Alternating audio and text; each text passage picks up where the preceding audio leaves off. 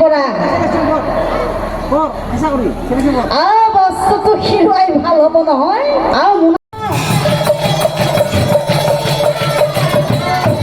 সমনীয়াৰ সংগে পাছে খেলিবলৈ গ'লা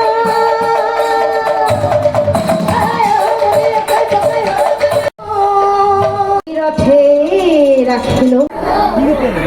ইয়াৰ বাছা পিতাক নাই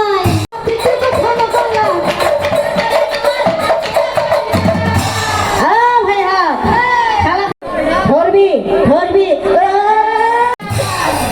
আৰু কান্দি কান্দি ভগীৰথ